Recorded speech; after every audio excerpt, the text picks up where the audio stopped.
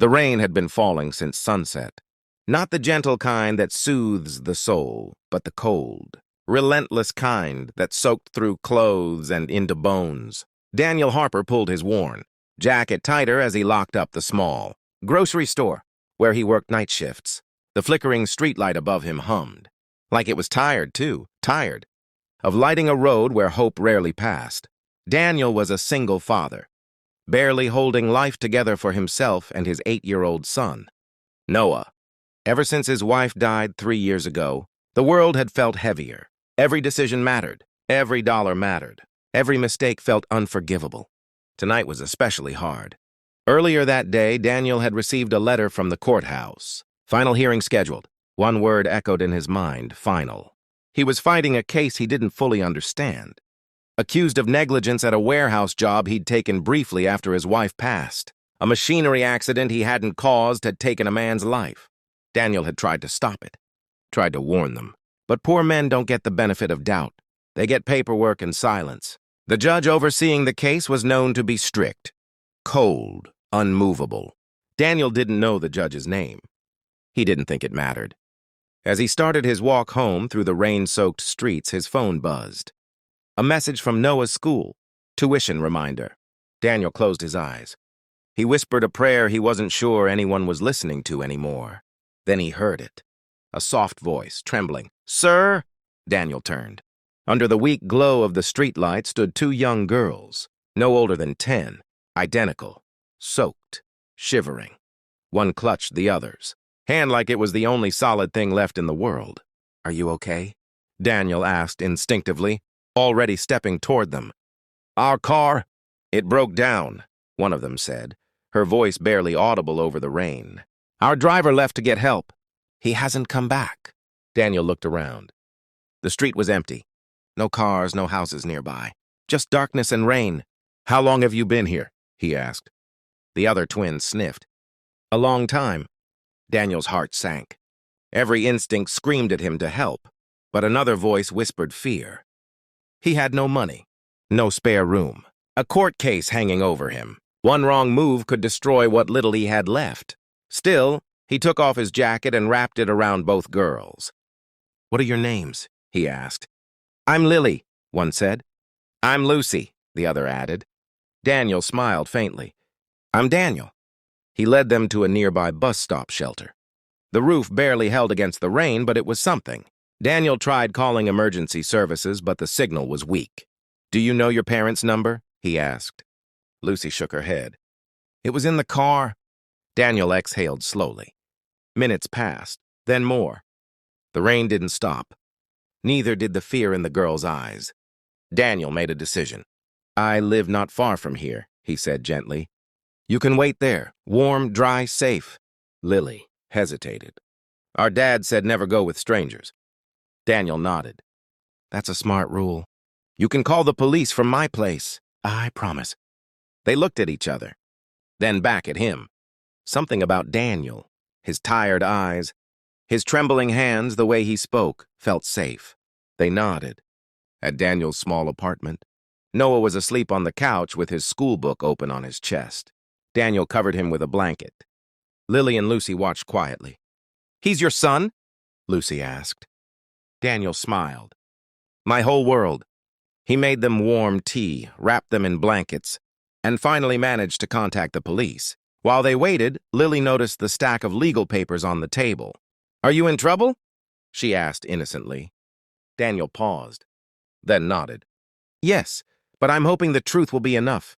When the police arrived, they contacted the girl's father. Minutes later, a black car pulled up outside. The door opened. A tall man stepped out, rain dripping from his coat, his face carved from stone and authority. The moment Daniel saw him, his stomach dropped. Not because he recognized him, but because this man looked exactly like the kind of person who decided other people's futures, without ever knowing their pain. The man rushed to the girls kneeling, pulling them into his arms. Relief cracked his stern expression. "Dad!" they cried. He stood up slowly and turned to Daniel. "I'm Judge Robert Whitmore," he said firmly. "And you are?" Daniel swallowed. "Just someone who helped." The judge looked at him closely. Something unreadable passed through his eyes. "Thank you," he said. Daniel nodded, unaware that the man standing before him was the very judge who would decide whether he walked free or lost everything. The courtroom smelled faintly of polished wood and old paper, the kind of place where lives were reduced to case. Numbers and voices echoed only when permission was granted. Daniel sat on the hard bench, his hands clasped so tightly that his knuckles had turned pale. He wore his only decent shirt, carefully ironed the night before, though the sleeves were frayed at the cuffs. Across the room, lawyers murmured, papers shuffled, and the quiet hum of authority pressed down on him like a weight he could barely breathe under. This was it. One verdict would decide whether Noah kept his father or lost him. When the courtroom doors opened and the judge entered, everyone rose. Daniel stood slowly, his heart pounding so loudly he was sure others could hear it. He didn't look up at first. He didn't need to. He already knew the name. "Be seated," Judge Robert Whitmore said. Daniel lifted his eyes. And there he was, the same man from that rainy night, the same sharp jaw, the same commanding presence. Only now he wore the robe of absolute power. A cold wave swept through Daniel's body. Of course, he thought bitterly. Of course it would be him. Judge Whitmore's eyes met Daniel's for a brief second. There was recognition, not shock, something deeper, something unsettled. But the judge's face hardened quickly, replaced by the familiar mask of neutrality. The case began. The prosecution painted Daniel as careless, irresponsible, a man whose inattention had caused a fatal accident. They spoke of protocols, violations, and consequences. They spoke with confidence, backed by polished words and expensive suits. Daniel's lawyer did his best, but Daniel could feel it slipping away. Evidence was twisted. Context was ignored. The truth, his truth, felt small and fragile against the system. As witnesses were called, Daniel's mind drifted. He remembered Lily and Lucy sitting on his couch sipping tea with shaking hands. He remembered how Lily had smiled when Noah shyly offered her his favorite toy. He remembered Judge Whitmore's face softening as he hugged his daughters, relief breaking through the stone. Does he remember me as a man? Or just a defendant? Daniel wondered. Finally, it was Daniel's turn to speak. He stood, legs trembling, and faced the courtroom. His voice was unsteady at first, but he didn't stop. "I didn't cause that accident," he said quietly. "I tried to stop it. I warned them the machine wasn't safe. I begged them to shut it down. But I was just a temp." No one listened. The prosecutor scoffed. Daniel swallowed and continued. "I'm not perfect. I'm not educated. I don't have money or influence. But I'm a father. Everything I do is for my son. I would never knowingly put anyone in danger." He paused, his voice cracking. "If I made a mistake, it was believing that doing the right thing was enough." Silence filled the room. Judge Whitmore leaned back slightly, his fingers steepled. His expression remained unreadable, but inside, something stirred violently. He remembered that night. The soaked jacket wrapped around his daughters. The warmth of that small apartment. The quiet dignity of a man who had nothing and still gave everything. During a recess, Judge Whitmore retreated to his chambers. He closed the door behind him and let the weight fall. Lily and Lucy were waiting at home with their grandmother. They had begged to come, but he had refused. Still, their voices echoed in his mind. "Dad, is the man from the rain okay? He was really kind. He didn't have to help us." But he did. Judge Whitmore stared at his reflection in the mirror. For years, he had believed justice was blind because it had to be. That emotion weakened law. That compassion clouded judgment. But what if blindness had made him miss the truth? He returned to the courtroom. Everyone stood again as he took his seat. The room held its breath. Judge Whitmore looked directly at Daniel. "In my years on the bench," he began, "I have seen many cases where truth hides behind appearances, where responsibility is assigned not by facts, but by convenience." The prosecutor stiffened. "This court has reviewed the evidence carefully," the judge continued, "including overlooked maintenance records and witness statements that confirm repeated safety. Warnings were issued by the defendant." Daniel's heart stopped.